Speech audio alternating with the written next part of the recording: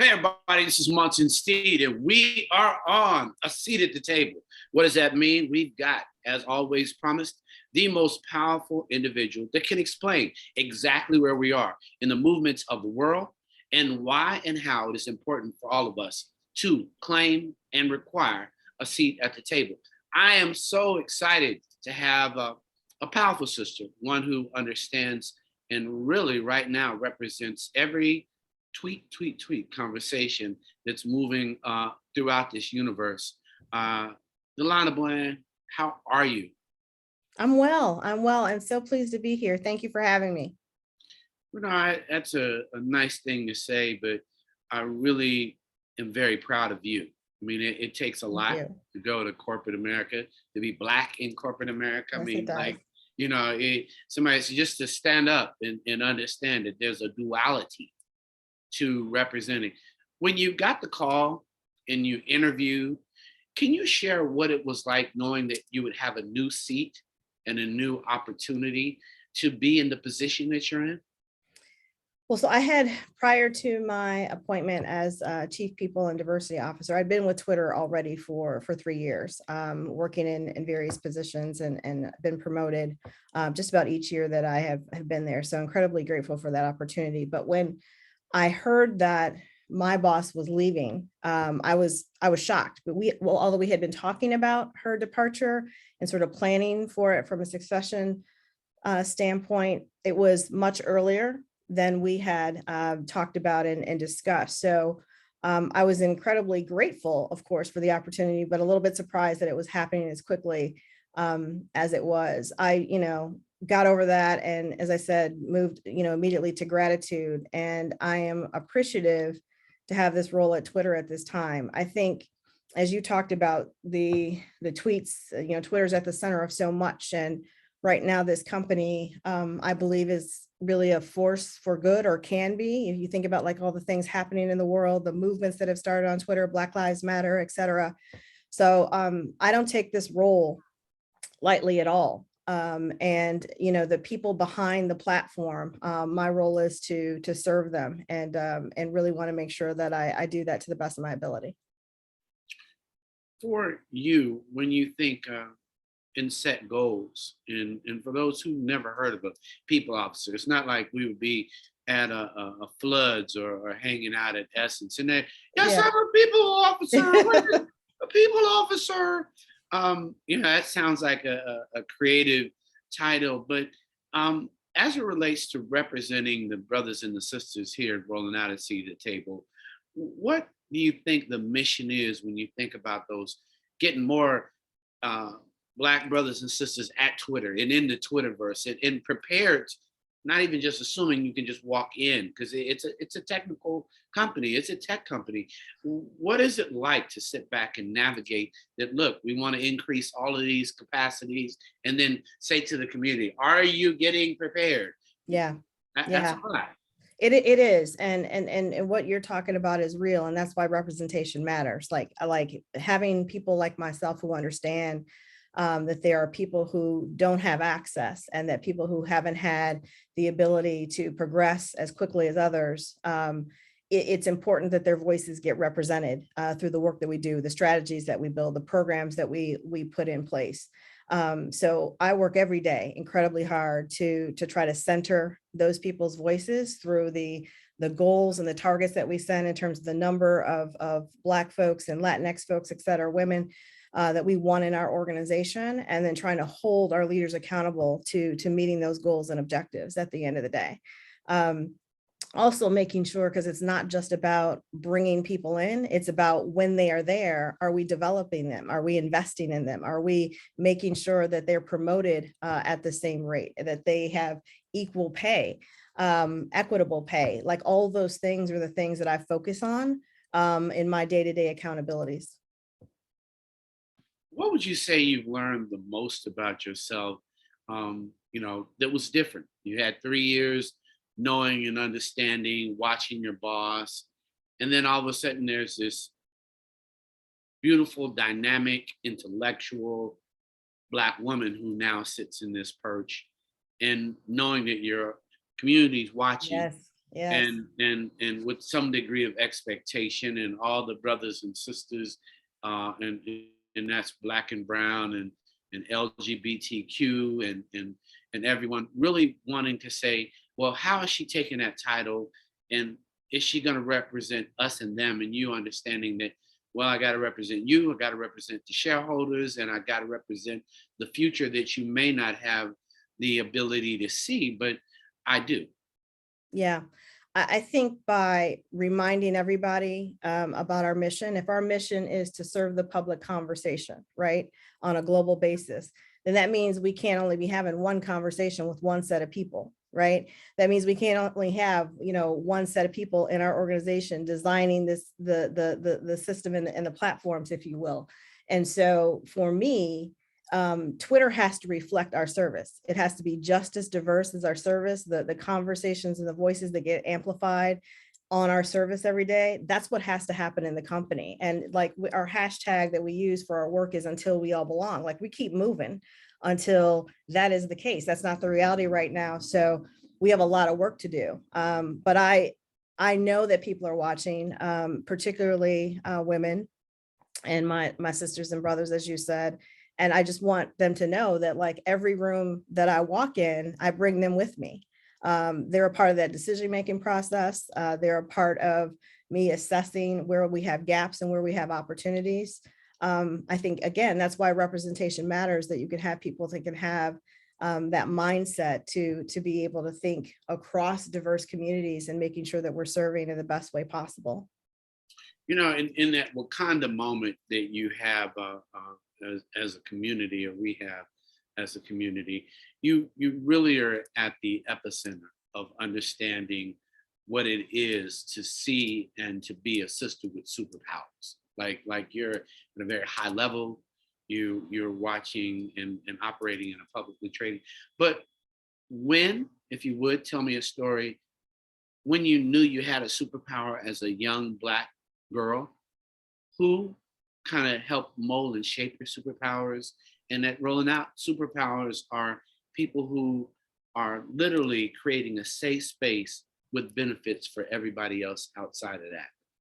Can you Yeah, tell me that story? yeah, I think it's both my I think sort of weakest moment that became my strongest moment. So I was very young, literally just graduating from college, was interviewing for positions. There was this company that I had my heart set on working for because they had the best sort of finance rotational program out there. Had an interview, had prepped for it, was ready for it. Literally the first person to interview was this white man who clearly hadn't encountered young Black women often, if you will. The first question he said to me was, what's a Black woman want to do in the auto industry? It was an automotive company. And I was so upset because, again, here I am prepped, ready to go, could tell you anything about the company's financials, all that stuff. And the only thing he saw in that moment was that there was a Black woman sitting in his office. So I was humiliated, like all the feelings and emotions that you can have. But I quickly sort of found this inner strength to continue with the interview and to continue with the rest of the interviews for that day. Ultimately got an offer, decided that I was going to take the position just to prove that person wrong, just to show up every day with like Black excellence and prove them wrong, so that they could see something different, if you will. And it really, I think, was the moment that, without me voicing it, that I knew that I had to do work committed to diversity, equity, inclusion, because I really wanted to make sure in anything I did, no matter what field I was in, that no other woman, particularly Black woman, felt the way I did in that moment. I love the story.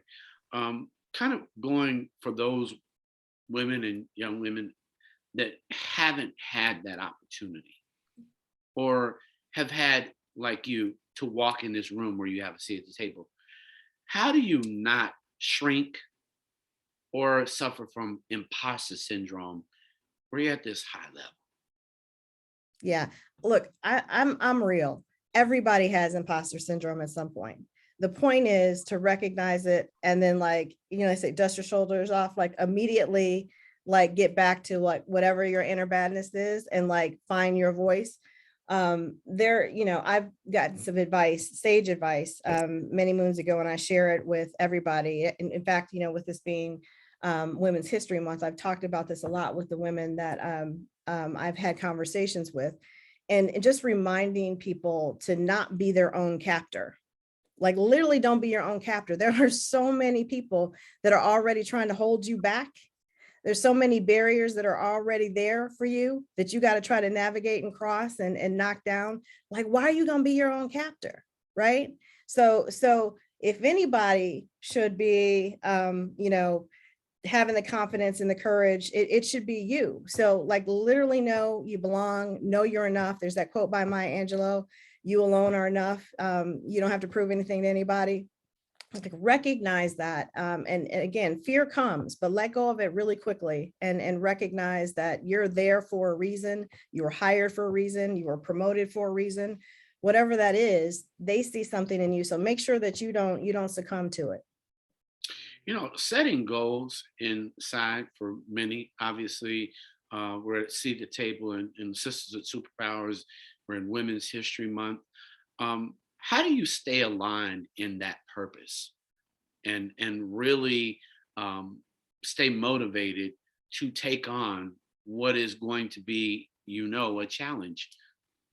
Yeah, I stay aligned and centering by centering others. So I stay connected. Having conversations with our business resource groups, which, represent various communities that we have in Twitter. Staying connected to mentees who are telling me what their struggles are and what they're experiencing in the workforce. Like those things help me understand where there are still gaps and problems that need to be solved. And also keep me humbled and keep me grounded, which is really, really important in the work that I do. So it's not, I'm in the position, but you can't sit in that ivory tower, right? Like you literally need to be out there having conversations with folks and connecting with people so you can understand how you can serve better. Why should people use Twitter? People that have never used Twitter, people that don't know and have, it's obviously been a beautiful tool, but why should people be active on Twitter?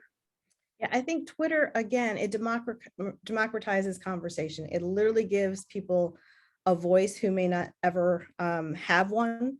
You can share your thoughts, you can share your dreams, you can share your concerns, all those things. And you can engage in conversations with people who think like you, but more importantly, who don't think like you, because that's how you change sort of hearts and minds when you have those critical discussions and you're sharing perspectives, if you will. And I think we all have so much to offer and to share.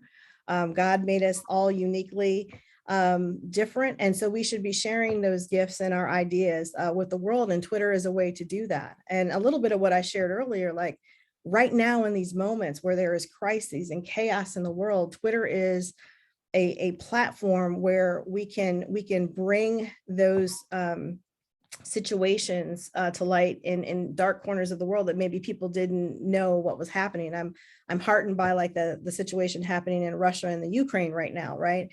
Where literally Ukrainian citizens are having, the opportunity and others to perhaps, share from what they're seeing on the ground. Like those are the things that make Twitter matter. Well, that was a commercial, folks, for all those at a seat at the table. It was obviously I knew you had an answer, but what we've also seen, and it was kind of set up to this, is Fannie Lou Hamer, because we're obviously System Superpowers. Dalana Brand, Sister with Superpowers. Michelle Obama tweeting, Sister with Superpowers. Black Twitter is a thing. It is. How would you describe the power of how Black Twitter has given light and voice and image in what used to be a dark place before Twitter? Yeah, it is a movement. Black Twitter literally creates opportunities for for brands, for businesses, right? For movements. I talked about Black Lives Matter. It is culturally relevant.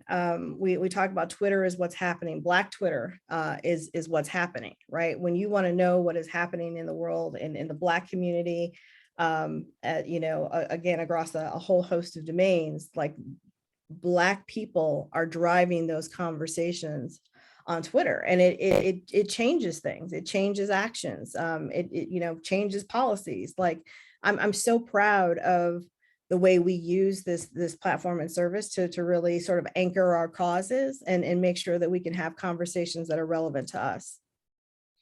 The beauty is you really can't do a lot of passing. Like you don't just get a pass even if you're Oh Black. no. You're not gonna get a pass to make Black people look bad and think we're just gonna be following along with you. There are many No, that Black Twitter will come for you.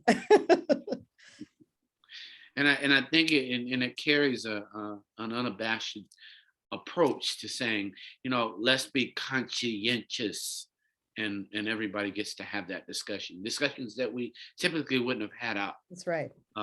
publicly. But for all those young women, if you were having to give a speech at Howard or a Spelman or speaking and getting your CEO, who I do have a question about, getting him to make a huge donation to a HBCU like Morehouse, where I'm a graduate, or in Howard, what would you challenge them to do, and what would be your graduation speech, and what would be the three things that you would challenge them to do like Twitter in changing the world?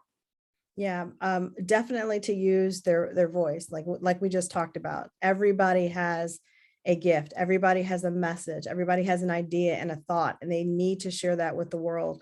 That's how we make the world better, when it represents us all. I think also to think about their careers and really their lives as a journey, and not just a destination. Like, you learn so much along the journey, and success, or whatever, can look very different at different stages of your career. So really try to make sure that you are learning along the way, right? And getting better along the way. And I think the other is what we talked about, and just in terms of trying to be as fearless as possible, fearless and determined in the pursuit of your goals and dreams.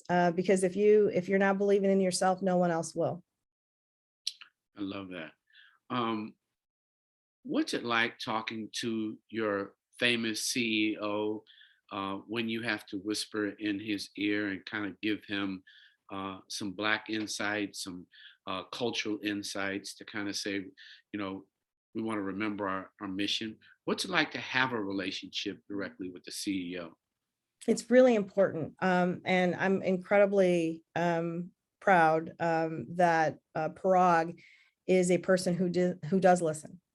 He wants to know sort of what our tweeps are experiencing and feeling, what our Blackbirds are saying. That's our business resource group for our Black employees, what Twitter women are saying. And he listens, and he's very pragmatic in his decision making. And if there are ways to elevate their experiences, he's completely open to that. So this work is hard, and it's hard at any company. It can be really hard at a company like Twitter, where so much of what is happening in the world and on our service comes into our company, if you will. Like, we live and breathe the issues that we are seeing and experiencing on our platform and service. And so we have a lot of transparent, open conversations about those. And Parag is, as a leader, is supportive of that. When we had, all of the social justice movements happening, we were able, Jack was CEO at the time, but we were able to have conversations about that and give a platform for our tweets. We call them flock talks, to have open conversations and share their concerns about both what was happening at the company and in the world. And that's how we operate at Twitter. That's huge, being able to talk to a CEO. But let's talk about you and your superpower internally, because many young people need to know the next skill set that you project that they'll need not only to work at Twitter, but just the skill sets that our community needs to say out loud. All mothers, you have a 5-year-old, your child should have this skill set. This is going to be the new world. To all mothers and fathers and grandparents, your child's growing up, but you need to make sure they're exposed to what that didn't exist when you were growing up. What is that, so that we could see ourselves through the lens of someone who is in clearly one of the companies that's touching the world every hour, every second, someone's saying something through your technology? Yeah, well, I think obviously STEM careers are important, and so encouraging more of our youth to enter STEM, because that is the direction and the future. The future is now; it's happening. I think that's important. But really, for me, it is no matter what domain or field you choose to be in, operate with excellence. Like people really have to understand, and we as parents need to make sure that we're training our youth to no matter what they are doing, to operate with excellence, learn it inside and out, be the expert in the room, have the technical capability. I mean, you talked about skill set. It's whatever skill it is, it's honing those skills so that you become indispensable. Like people have to seek you out for your advice and counsel on things because you know this better than anybody else. Like that's how you position yourself to enter, but then also stay and elevate at the end of the day. And I think beyond that, I don't think enough focus is placed on those skills around influence and connection. Work happens with and through others. And so if you don't have the ability to build relationships and to, at the end of the day, so get people to commit to what you need them to do, to your agenda, to your goals, to your plans, then it didn't really matter how good you are at the end of the day. So those two have to work together at the end of the day. Thank you for that. You use excellence like everybody can define it, and I know you were saying it in a minute. How do you read? How do you stay up on stay sharp? And if you would share with our audience how you process staying sharp and staying balanced so that you can compete in a place where, once again, you're at the top company, you're leading, and people have an expectation that not only are you going to be excellent, you have something to add to the conversation.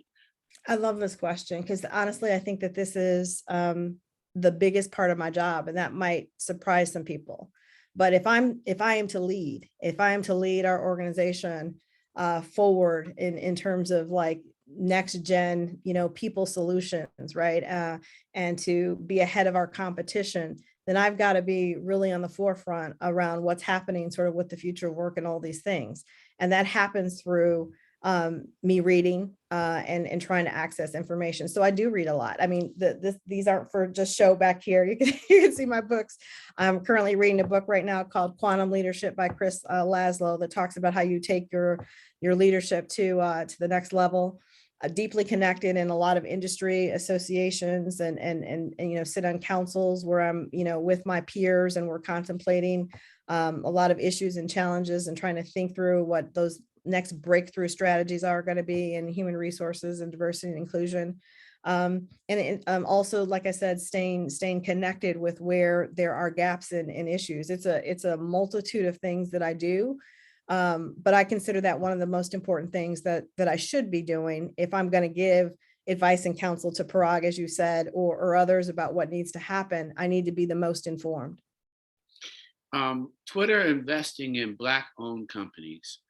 You don't have to answer that question, but next time we get in the seat at the table, let's figure out how we can talk about that because I really love what you're doing. I want to thank you for what you have said and shared as a sister with superpowers. We appreciate you coming to a Black-owned media company with one of the biggest media platforms that is truly bringing a voice to all people in all cultures around the world. So thank you so much, ladies and gentlemen. Thank you.